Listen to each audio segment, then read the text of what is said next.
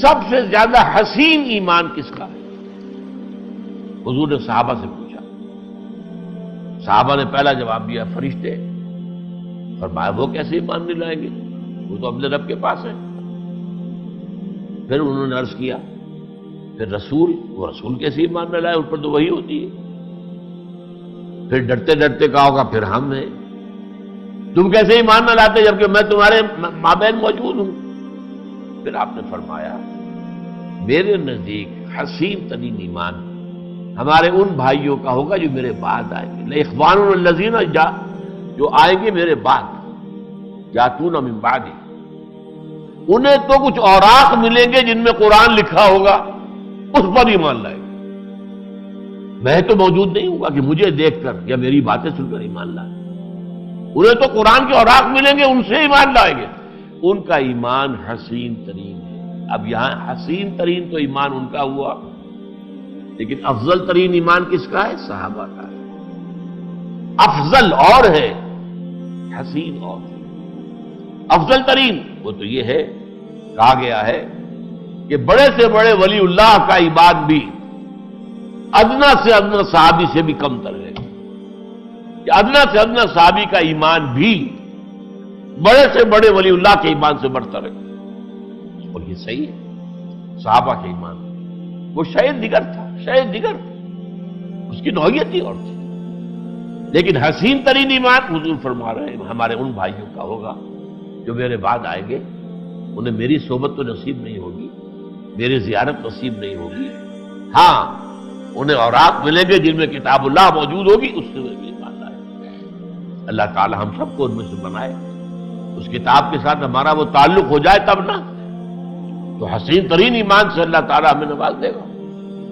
اسی طریقے سے جہاد کا معاملہ ہے۔ آپ کو معلوم ہے میں نے کئی مرتبہ جہاد کی 3 منزلیں بیان کی، پھر ہر ایک کے اندر 3 سب سٹوریز ہیں، درمیانی منزلیں 9 ہیں۔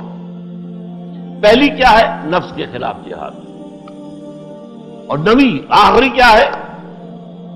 بالفعل جان ہتھیلی پر رکھ کر جنگ کے لیے، اللہ کے لیے قتال فی سبیل اللہ، یہ ہے 9ویں منزل۔ تو بلند ترین کون سی ہوئی؟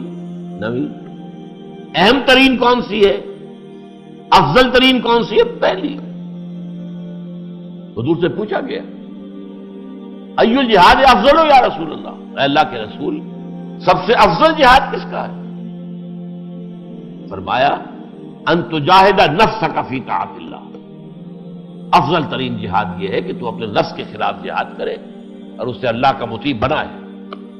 افضل تو یہ ہے، ظاہر بات ہے پہلی منزل ہوگی تو دوسری بنے گی نا، دوسری ہوگی تو تیسری بنے گی، لیکن یہ پہلی 2 منزلیں طے کیے بغیر جو تیسری منزل پر کود جاتے ہیں، ان کا جہاد کیا ہوتا ہے؟ قتال کیا ہوتا ہے؟ اپنے نفس کے لیے ہوتا ہے، اپنی شجاعت کے اظہار کے لیے ہوتا ہے، مال غنیمت کے حصول کے لیے ہوتا ہے، کسی حمیت جاہلی میں ہوتا ہے، کسی قوم پرستی کے لیے ہوتا ہے، کسی وطن پرستی کے لیے ہوتا ہے، تو جہاد فی سبیل اللہ تو نہیں ہوتا۔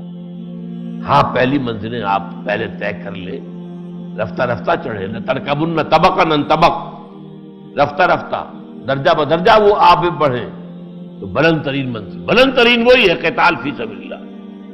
اس لیے فرمایا یہ اللہ کی محبوبیت کا مقام ہو جائے گا، جیسے یہاں بھی فرمایا ہے کہ جو میں اس سے محبت کرنے لگتا ہوں، جو نوافل کے ذریعے سے میری طرف تقرب اختیار کرتا ہے۔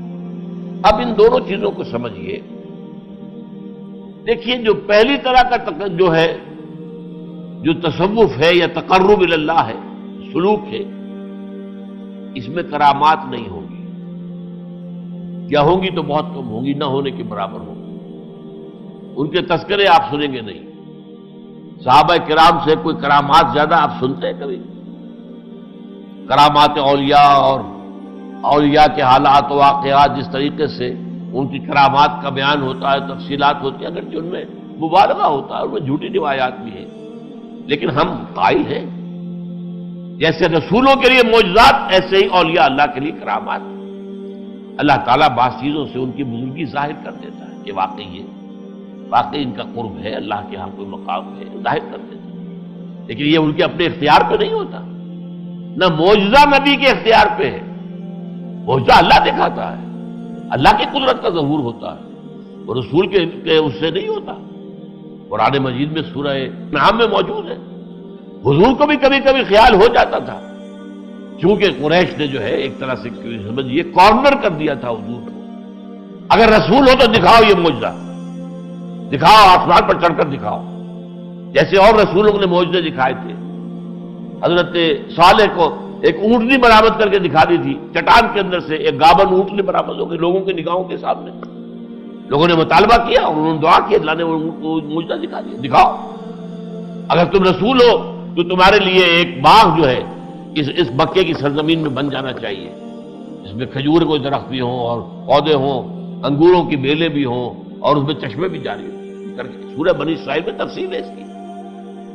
لیکن یہ کہ حضور صلی اللہ علیہ وسلم کے دل میں بھی اب ظاہر بات ہے کہ حضور تو نہیں دکھا سکتے، اللہ تعالیٰ کے اختیار میں ہے۔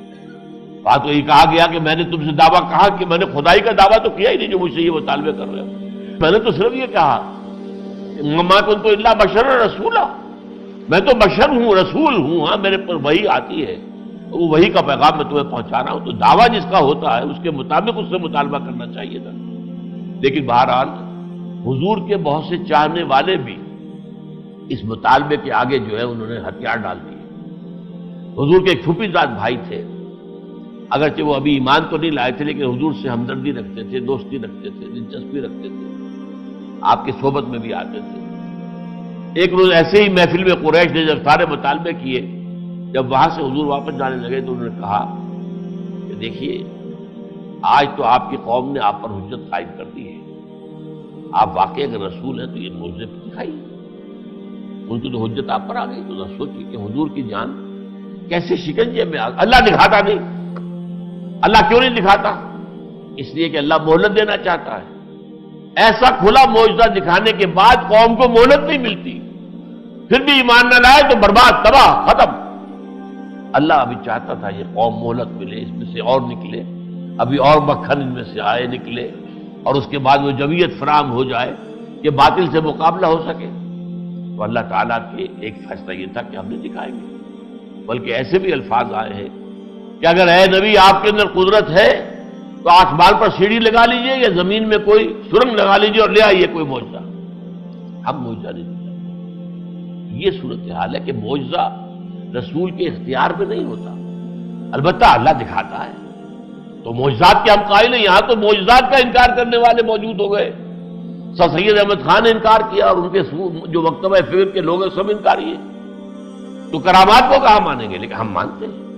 اللہ تعالیٰ اپنے نیک بندوں کی بزرگی کو لوگوں پر ظاہر کرنے کے لیے، آشکارا کرنے کے لیے ان کے ذریعے سے ایسی دکھا سکتا ہے، انہیں کشف ہو سکتا ہے۔ کشف کا معاملہ تو حضرت عمر کے ساتھ بھی ہوا رضی اللہ تعالیٰ عنہ، مشہور واقعہ کہ میدان جنگ جو ہے وہ تو شام میں ہے، حضرت ساریہ جو ہے وہاں کمانڈر ہیں، حضرت عمر خطبہ دے رہے ہیں مسجد منبر پر کھڑے ہوئے، لیکن اچانک کہتے یا ساریہ الی الجبل۔ اب یہاں لوگ حیران ہیں، یہ کیا کہہ دیا آپ نے؟ یہ خطبہ کے اندر دوران کوئی ربط کلام نہیں، کوئی بات نہیں، کوئی ساریہ یہاں موجود نہیں، یا ساریہ الی الجبل، پہاڑ کی طرف ہو جاؤ۔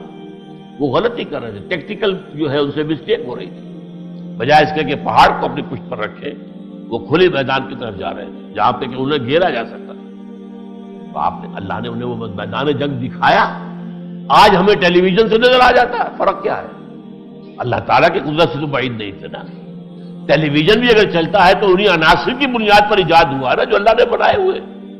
یہ ساری چیزیں ہم نے دریافت کی ہے، تخلیق نہیں کی ہے، خالق تو وہ ہے، دریافت ہم نے کی ہے، ہم نے ان کے اندر سے ان کو جو ہے وہ جانا ہے، ان کا علم حاصل کیا کہ یہ قدرتیں جو ہے، بجلی ہم نے پیدا تو نہیں کی، بجلی دریافت کی ہے، تو یہ دریافتیں ہیں ہماری، ورنہ جو تقدیر تو اللہ کی ہے۔